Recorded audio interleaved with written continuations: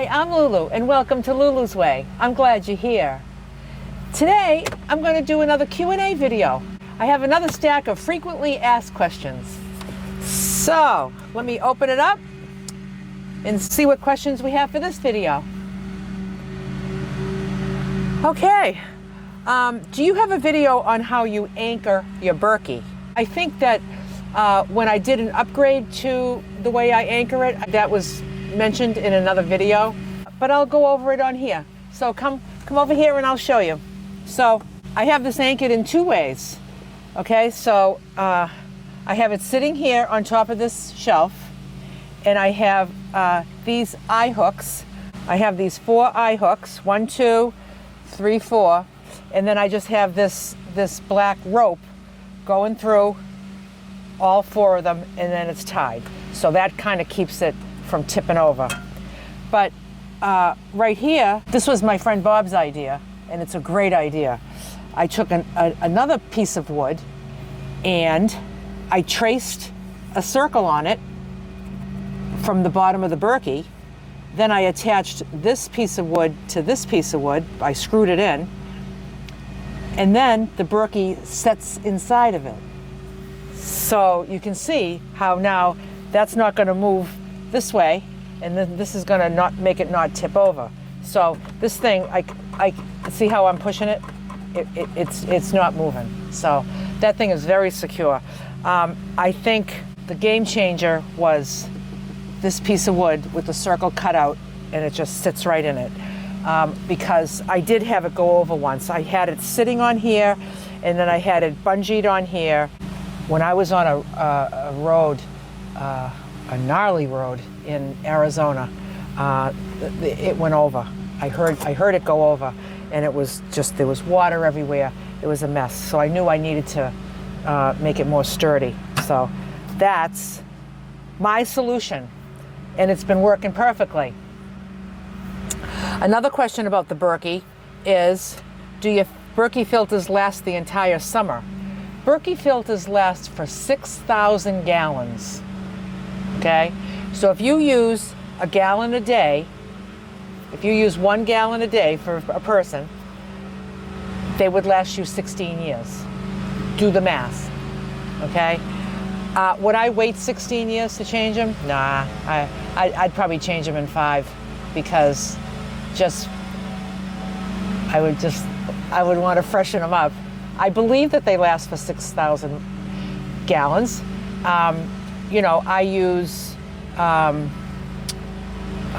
maybe a gallon to a gallon and a half a day. So let's just even say 10 years. You cannot change them for 10 years. That's what the Berkey filters offer. Now I understand that Berkey filters are not available anymore. I don't know. It's like once you get some, like the ones that come with the Berkey, they're good for 16 years if you have a gallon a day. Some people have these for whole family, and you're going to be going through a lot. You'd have a bigger Berkey. This is the travel size Berkey. This is the smallest one they make. So getting new filters, I still see them for sale on Amazon. I see them still for sale. But if they're ever not available when I need filters, I'll just get a different brand. I'll just research it and get a different brand that's comparable. Next question. I love seeing your workouts. Are you still working with your trainer? And are they taking on new clients? Yes, I am still working with my trainer. So when I first started working with her, I was meeting with her twice a week. I was learning a lot about form, and I was trying to get into a groove, and I really needed that hand holding. Then, you know, she told me I really ought to be doing 3 workouts a week instead of 2, and that I should be doing 1 on my own and 2 with her. And it just seemed like I would never do them on my own. It was like I was counting on her to keep me motivated. Like the only reason I was doing the workouts was because I had an appointment with her. And I thought, geez, I would just love to just want to do it, you know? So it took me working with her about 9 months before I finally want to do it. Like I want to do it. And I don't need to pay her for these sessions to hold my hand to make me do it. So now I meet with her once a month. The first Sunday of every month, we have a session and we go over all my exercises and we just beef up my routine. We keep increasing things, just small amounts, adding a little bit of weight or adding more reps or doing the exercises in a different form that makes it more difficult. So she's the one that knows all this stuff. I don't know this stuff. So she's moving me along with those monthly visits. And yes, she is taking on new clients and I highly recommend her. I wrote her a wonderful review that's on Yelp and you know, she works remotely. So, you know, I'm on the road. I work with her very easily. I just call her up on Zoom and there she is. And I just make sure I have this facing me where as I move around, I move this around so it's facing me so that she can see what I'm doing, and she corrects my form. She does everything that she does when I'm in person. So I wasn't really confident that the remote workouts were going to work well for me, but turns out they work very well. So I'll put a link to her website in the description. You can check out Sasha's website and contact her if you want to have a program designed for you. I am very impressed with her. So next question. How does this van differ from the minivan? I just don't see the difference. Okay. There's not much difference and there's a big difference. So this is considered a minivan, but it's a mini cargo van.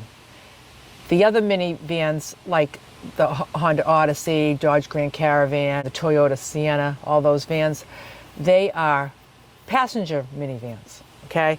So the main differences are, you'll see I've got no windows here, and in a minivan, it's all windows. So I could put all windows in. I could load this all up with windows, but I don't want them. I like having no windows back here. But, so you got all those windows. Pros and cons to windows. It's colder, you know, and it's hotter. It's hotter in the sun because I can insulate all my walls because there's no windows. But with the windows, the sun comes in the glass, the cold comes in the glass, and the light comes in the glass. So some people love having all the windows and to be able to see everything outside. For me, I like the windows up front are enough for me, and I open my doors and my side doors and I can see outside. And when I'm sleeping, I like that there's nothing here. So it works for me. So another thing is the floor. Okay, so the floor from the bumper to the back of the seat in this van is 7 feet. In a minivan, it's 8 feet. So when I went from the minivan to this van, I lost a foot. I'm a foot shorter, okay? And they're both 4 feet wide. But the difference is I have more cubic feet in this van because, as you can see, I have all this space up here, okay? It's taller, and it doesn't have all, like, you know, because of the passenger van, all along the sides is all that plastic that comes out like this much with the cup holders, and all that comes into your space. So I don't have that. It's not all upholstered. So I have more cubic feet in here.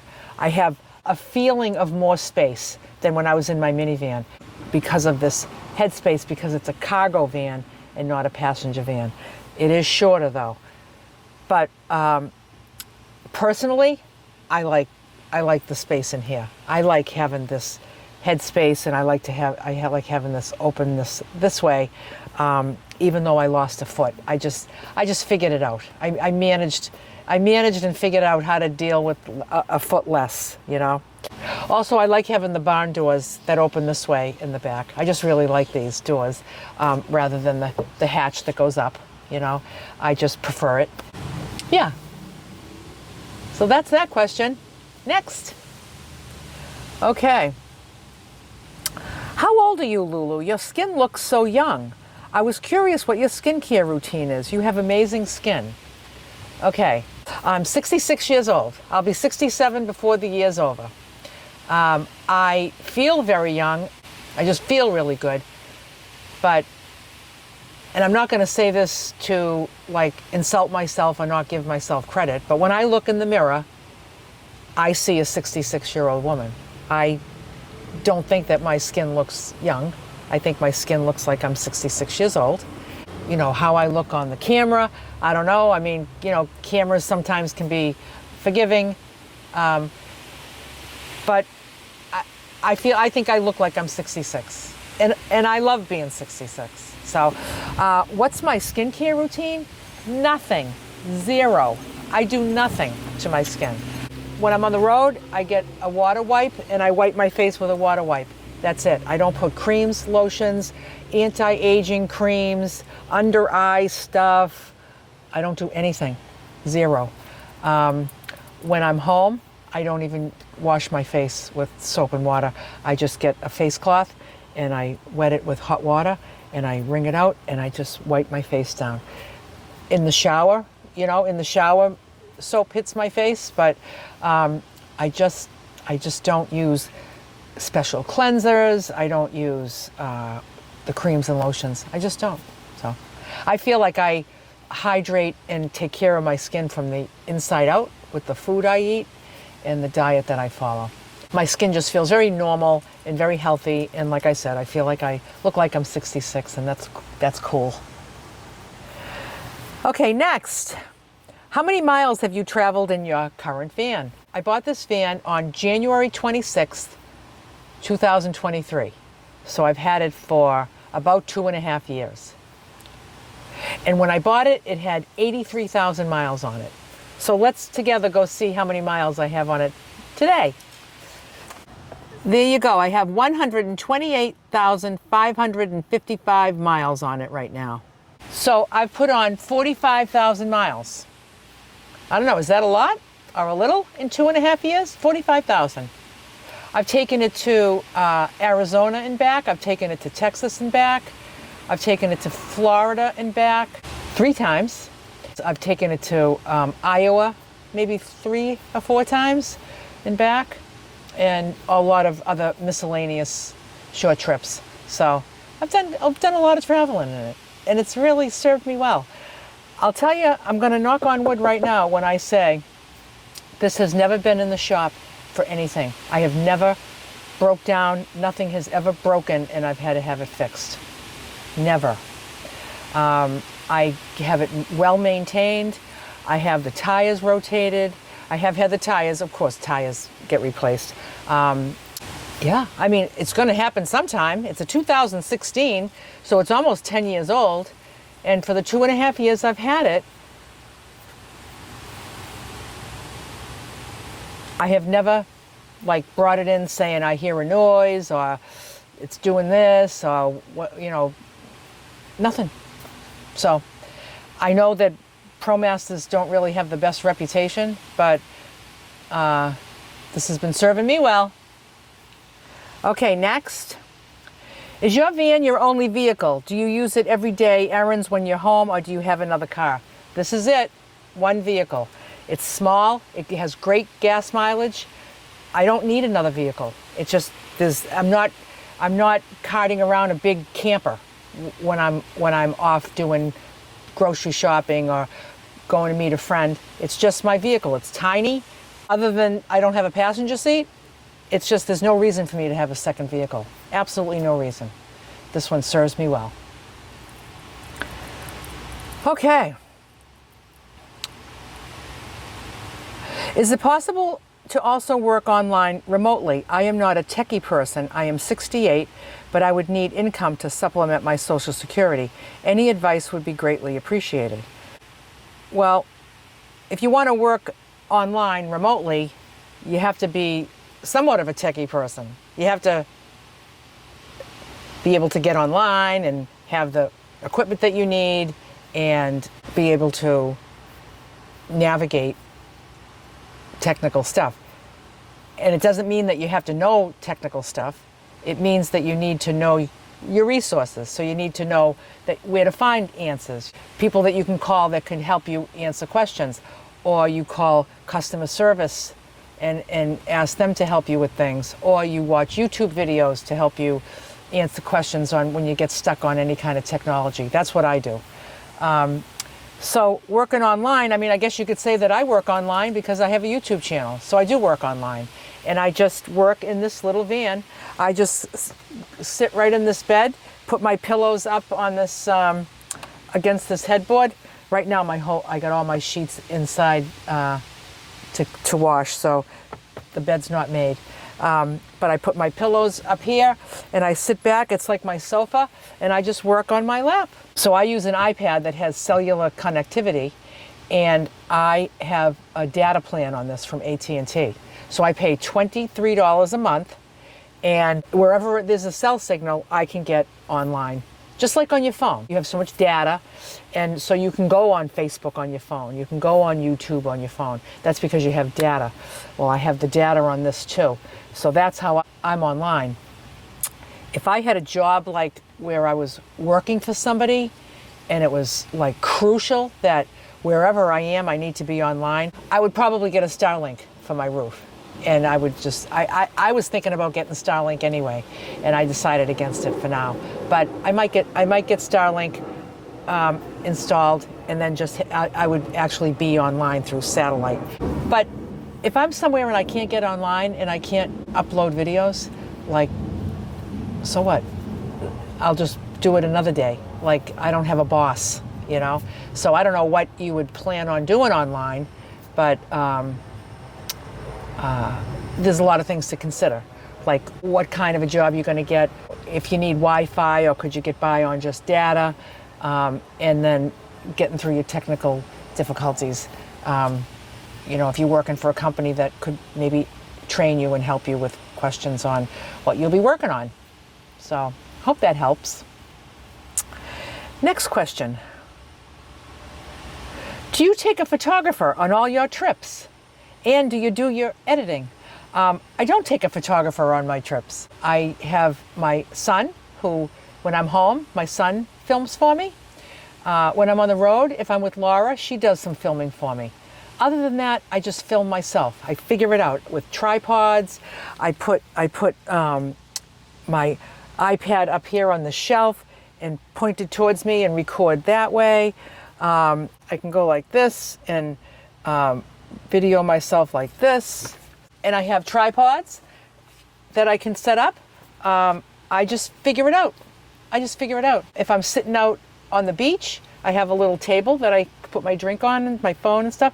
I can put my iPad right there and I can film myself that way. But there's nothing like having somebody follow you around with a camera, because you just get more quality video. Like for this video, for instance, I could have easily just set up a tripod and put it on me, and then I just move it around with me when I need to go from one thing to another. But it's just so nice having somebody that can zoom in on both what I'm talking about and me at the same time. So, but no, I don't take a photographer on the road. And both of these people that film for me, I pay them to film for me. So I like to share the proceeds. Okay, what's next?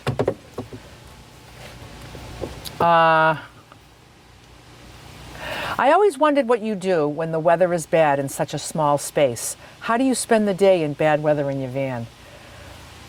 Well, I have spent many days from morning till night inside this van because of rain and bad weather. And it's just never been a problem. It's just not a problem. I sit here and I do my cooking, and I do my food prep and put my meals together. I do some projects like where I get organized. I'm telling you, you have to have a comfy place to sit. This bed is very, very, very, very comfortable to sleep in and to sit in like a sofa. I just put my my pillows up against this headboard and I just sit there. I use this little table to put my phone and my water. I have this little shelf up here that I put my salad that I'm eating. I have the fan right near me that I can just put on and just hit the button and put it on.